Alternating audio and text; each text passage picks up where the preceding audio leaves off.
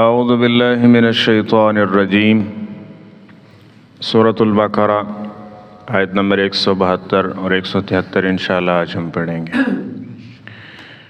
بسم اللہ الرحمن الرحیم۔ یا ایھا الذین آمنوا، اے ایمان والو، کلو تم کھاؤ من طیبات ما رزقناکم، پاکیزہ چیزیں جو ہم نے تمہیں رزق دیا ہے،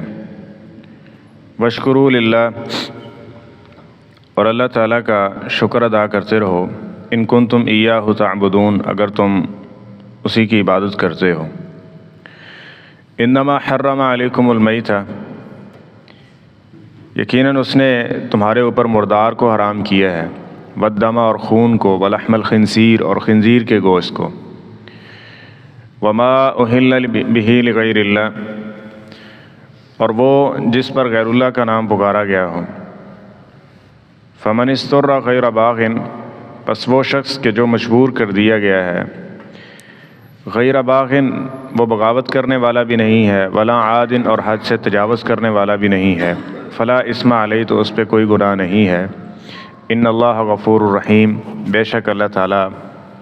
بخشنے والا اور رحم کرنے والا ہے۔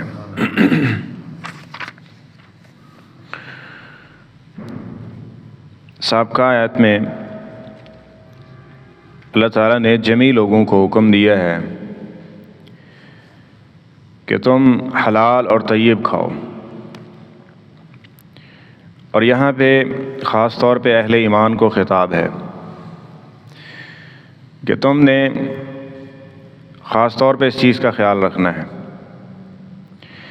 سابقہ آیت اور اس آیت میں فرق دیکھیں گے تو بہت واضح ہے۔ وہاں کہا گیا کلوا مما فی الارض حلالا طیبا، جہاں یا ایھا الناس کہا کہ اے لوگو تم کھاؤ زمین میں جو کچھ ہے حلال اور طیب۔ اور یہاں اللہ تعالیٰ فرماتے ہیں یا ایھا الذین آمنوا، اے ایمان والو، کلوا من طیبات، اور ایک جگہ پہ من الطیبات کا ذکر کیا۔ اب طیب اور الطیبات یہ نکرہ ہے، وہ معرفہ ہے، یعنی حلال اور اس کے ساتھ ساتھ جو بالکل شک و شبہ سے پاک ہو، بہترین رزق ہو، وہی تمہارا لقمہ ہونا چاہیے، وہی تمہارا رزق ہونا چاہیے۔ اور جس میں شک و شبہ بھی ہے اس سے بھی اپنے آپ کو بچانے کی کوشش کرنی چاہیے، خود بھی اور اپنے بچوں تک کو یہ عادت ڈالنی چاہیے۔ نبی پاک صلی اللہ علیہ وسلم کا عمل آپ سنتے رہتے ہیں۔ آپ جا رہے تھے اور آپ کے ساتھ آپ کے نواسے سیدنا حسن رضی اللہ عنہ تھے، تو رستے میں ایک کھجور گری ہوئی تھی، تو انہوں نے کھجور اٹھائی اور اپنے منہ میں ڈال لی، تو نبی کریم صلی اللہ علیہ وسلم نے ان کے منہ میں انگلی ڈال کے اس کو نکال دیا کہ ہو سکتا ہے کہ یہ کس کی ہو، صدقے کی ہو، اور ہمارے اوپر صدقہ جائز نہیں ہے، ٹھیک ہے۔ یعنی ان کو یہ سکھایا گیا، بتایا گیا، شروع سے یہ پرورش ہوگی کہ آپ نے یہ کام کرنا ہے، یہ نہیں کرنا، یہ صحیح ہے، یہ صحیح نہیں ہے۔ تو بس اوقات یہ بھی ہوتا ہے کہ اس طرح کے کوئی آ جائے نا کہ جو طیب نہیں ہے یا جو حلال کے زمرے میں نہیں آتا،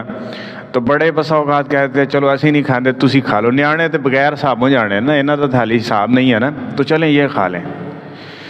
تو جو حلال اور طیب نہیں ہے، جس طرح خود بچنا ہے، اپنی اولاد کو بھی وہاں سے بچانے کی کوشش کرنی ہے، کیونکہ جس طرح ہمیں ایمان مطلوب ہے ان سے بھی ایمان مطلوب ہے، ان کو بھی ہم نے نیکی کے راستے کے اوپر گامزن کرنا ہے۔ اور اسی طرح فرمایا واشکروا للہ، اللہ تعالیٰ کا شکر ادا کرتے رہو۔ اب سابقہ آیت میں اس چیز کا ذکر نہیں تھا، یا ایھا الناس، اب ایک کافر ہے، ایک اللہ تعالیٰ کی ذات کے ساتھ شرک کرنے والا ہے، تو وہ اگر زبان سے کہہ بھی دیتا ہے تو وہ کیا شکر ادا کر رہا ہے؟ وہ اللہ کا شکر گزار ہے ہی نہیں۔ جب وہ کفر کر رہا ہے تو سب سے بڑی تو نافرمانی اس کی کر رہے ہیں، تو اگر زبان سے کبھی بول بھی دے گا نا تو اس کے شکر کا کوئی اعتبار نہیں ہے۔ تو جب یہاں ایمان کا لفظ بولا تو اس کے ساتھ ایک تو حلال کے ساتھ صرف طیب کا لفظ بولا، اور دوسری چیز کہ واشکروا للہ، کہا کہ تم اللہ تعالیٰ کا شکر ادا کرو۔ اور دوسری مفسرین نے اس میں یہ بات ذکر کی ہے کہ اس کا مطلب یہ ہے کہ جس کا کا رزق طیب ہو اللہ اسی کو شکر کی توفیق عطا فرماتے ہیں، اور دوسرا یہ کہ جس کا رزق طیب ہو شکر بھی اسی کا قبول ہے۔ جو حلال کھاتا نہیں حرام کھا رہا، کہتا ہے اللہ کا بڑا شکر ہے، بڑا کچھ مل رہا ہے نا حرام کے ساتھ، تو وہ تو مذاق کر رہا ہے، ٹھیک ہے۔ تو شکر مقبول کس بندے کا ہے؟ جس کا رزق طیب ہے۔ اور تیسری چیز ہم آگے پڑھیں گے کہ انبیاء کو جہاں مخاطب کیا گیا نا، اور اس کے بعد کہا گیا کہ تم یہ کھاؤ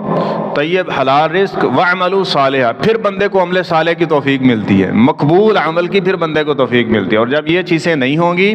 تو پھر وہ اللہ کا شکر گزار بھی نہیں بن سکتا اور اس کے عمل بھی مقبول نہیں ہو سکتے۔ تو آگے فرمایا ان کنتم ایاہ تعبدون، تیسری قید ساتھ میں یہ لگائی گئی کہ اگر تم خالص اللہ کی عبادت کرتے ہو نا، پھر کیا کرنا ہے تم نے؟ حلال اور طیب رزق ہونا چاہیے تمہارا، جو کسی ہر قسم کے شک و شائبے سے محفوظ اور پاک ہو، اور اس کے ساتھ اللہ تعالیٰ کا شکر کرنا ہے، اور یہ اللہ تعالیٰ کی عبادت ہے۔ یعنی حلال کھانا، حرام سے بچا رہے ہیں اپنے آپ کو، یہ بھی اللہ کی عبادت ہے۔ اللہ تعالیٰ کا شکر کر رہے ہیں، ٹھیک ہے، تو یہ بھی اس کی عبادت ہے۔ اور دوسری بات اس سے جو غیر اللہ کی عبادت کرنے والے ہیں وہ اللہ تعالیٰ کا شکر ادا کریں گے تو اس کے ساتھ نہیں، کیونکہ یہاں کلمہ حصر لایا گیا ہے کہ ان کنتم ایاہو، جس طرح ایا کا خاص تیری ہی، ایاہو خاص اسی کی ہی تم عبادت کرتے ہو نا، تو پھر یہ کام کرتے رہو۔ اور جو اس کی عبادت میں ملاوٹ کر رہا ہے وہ جتنے اچھے مرضی کام کر لے گا تو اس کی عبادت کی کوئی حیثیت نہیں رہتی ہے۔ آگے دوبارہ یہ آیت ذکر کی گئی کہ انما حرم علیکم المیتہ، جو تمہارے اوپر حرام کر دی گئی چیزیں ہیں نا وہ کون سی ہیں؟ وہ مردار ہے، والدم اور خون ہے، ولحم الخنزیر اور خنزیر کا گوشت ہے، وما اہل بہ لغیر اللہ، اور وہ جانور، وہ حلال چیز جس پر غیر اللہ کا نام پکار دیا گیا، اس کو غیر اللہ کے ذمے لگا دیا گیا، غیر اللہ کے نام پہ اس کے ساتھ خاص کر دیا گیا کہ یہ فلاں کے نام کی ہے، تو وہ اس کے ساتھ خاص ہوگی، چاہے وہ چیز حلال ہی کیوں نہیں ہے، ٹھیک ہے،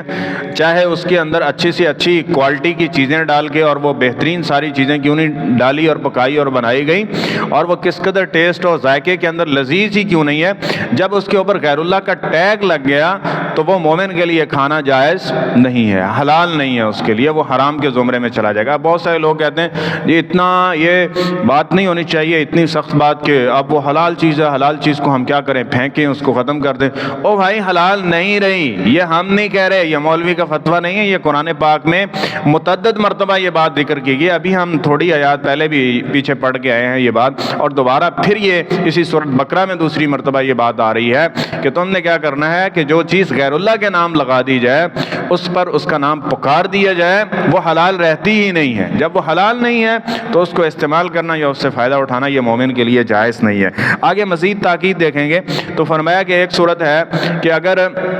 جان کا خطرہ ہے، مجبور ہو چکے ہیں اور کوئی اور راستہ نہیں ہے، تو صرف جان بچانے کے لیے، وہ مجبوری کا وقت پاس کرنے کے لیے ان چیزوں میں سے اگر کوئی کھا لے گا تو فلا اسم علیہ، اس پر کوئی گناہ نہیں ہے، لیکن ساتھ دو شرطیں ہیں۔ پہلی شرط یہ ہے کہ غیر باغن، وہ عام عادات میں باغی نہیں ہے، باغی نہیں یعنی باقیوں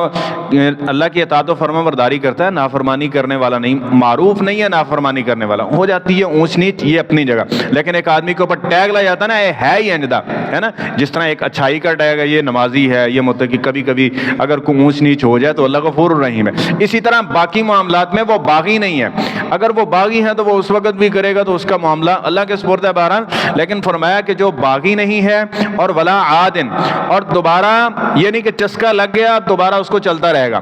وہ حد کراس کرنے والا بھی نہیں ہے کہ دوبارہ ایسا کرے گا، یہ اس میں شبہ بھی نہیں ہے، تو پھر اگر وہ کوئی اس طرح کی چیزوں میں سے کوئی کھا لیتا ہے تو فلا اسم علیہ، اس پر کوئی گناہ نہیں ہوگا، یعنی اس کے گناہ کو ختم کر دیا جائے گا۔ ان اللہ غفور الرحیم، کیونکہ بے شک اللہ تعالیٰ بخشنے والا اور رحم کرنے والا، اس کی اطاعت و فرما برداری میں ہی کامیابی ہے۔ اور پھر ذہن کو سمجھانے والی بات ہے کہ مل وہی سکتا ہے، ہمارے پیٹ میں وہی جا سکتا ہے جو اللہ نے لکھا ہوا ہے، وہ مل کے رہنا ہے، نصیب سے پہلے بھی نہیں اور نصیب سے زیادہ بھی نہیں، ٹھیک ہے، اور ہمارے نصیب کو کوئی کم بھی نہیں کر سکتا۔ پھر صرف اپنے ذہن کو سیدھا کر لیں تو اللہ عطا بھی کرے گا، اور اس ذہن کی درستگی کی وجہ سے انسان دنیا آخرت میں کامیاب ٹھہرے گا۔ وہ کیا ہے؟ میں نے حلال کھانا ہے جی، میں نے حرام سے اپنے آپ کو بچانا ہے، تو انشاءاللہ جو اس کا نصیب اور مقدر ہے وہ تو اس کو مل کے ہی رہے گا، لیکن ساتھ یہ ہوگا کہ یہ اللہ تعالیٰ کا پسندیدہ بندوں میں شامل ہو جائے گا، اس کی آخرت بہتر ہو جائے گی، نافرمانوں سے یہ نکل جائے گا۔ وگرنہ اگر اس نے ایسا کیا کہ حرام کا ارتکاب کرنا شروع کیا اور ان چیزوں کی طرف جائے گا، تو پھر بھی یاد رکھ لیجئے کہ اس کے رزق میں کوئی ایک ذرہ بھی یہ اپنی مرضی سے اضافہ